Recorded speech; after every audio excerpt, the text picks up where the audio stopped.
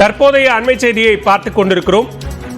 போதைப்பொருள் கடத்தல் வழக்கில் கைது செய்யப்பட்ட ஜாஃபர் சாதிக்கிற்கு 3 நாள் போலீஸ் காவல் தற்போது வழங்கப்பட்டிருக்கிறது. மிக குறிப்பாக அமலாக்கத்துறை சார்பில் 15 நாள் காவல் கேட்ட நிலையில் தற்போது 3 நாட்கள் காவல் அனுமதி அளிக்கப்பட்டிருக்கிறது. இது தொடர்பான கூடுதல் விவரங்களோடு இணைகிறார் எமது நீதிமன்ற செய்தியாளர் மதன். விவரங்களை பதிவு செய்யலாம்.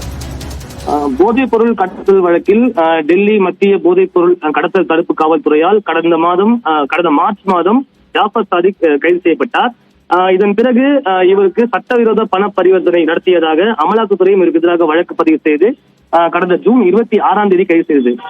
கைது செய்யப்பட்ட ஜாஃபர் சாதிக் நேற்றைய தினம் சென்னை முதன்மை அமர் நீதிமன்றத்தில் ஆஜர்படுத்தப்பட்டிருந்தார். இந்த நிலையில்தான் இவரை 15 நாட்கள் காவலில் எடுத்து விசாரிக்க அனுமதி கேட்டு அமலாக்கத்துறை ஒரு புதிய மனு தாக்கல் செய்தது.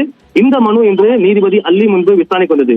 அப்போது புழல் சிறையிலிருந்து ஜாஃபர் சாதிக் நீதிமன்றத்தில் அழைத்து வரப்பட்டார்.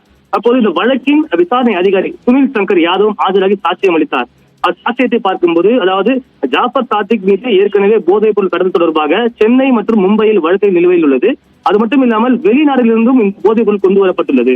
எனவே இது தொடர்பாக பெருமளவில் ஒரு பண பரிவர்த்தனை நடைபெற்றுள்ளது. இதனால் யார் யார் பயனடைந்தாலும் இது தொடர்பான விசாரணை நடத்த வேண்டியது அவசியம்.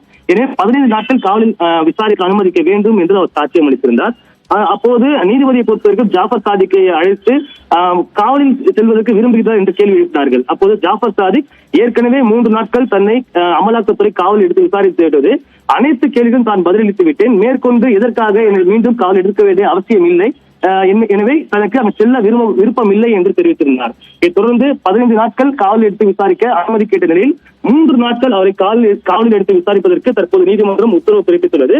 அது மட்டும் இல்லாமல் 19ஆம் தேதி அவரை மீண்டும் ஆஜர்படுத்த வேண்டும், 18ஆம் தேதி அவரை உறவினர்களை சந்திக்க அவருக்கு அனுமதி வழங்க வேண்டும் என்ற ஒரு உத்தரவையும் தற்போது சென்னை முதன்மை அமர்வு நீதிமன்றம் வழங்கியுள்ளது. பாலா, நன்றி மதன், விரிவான விவரங்களை பதிவு செய்தமைக்கு.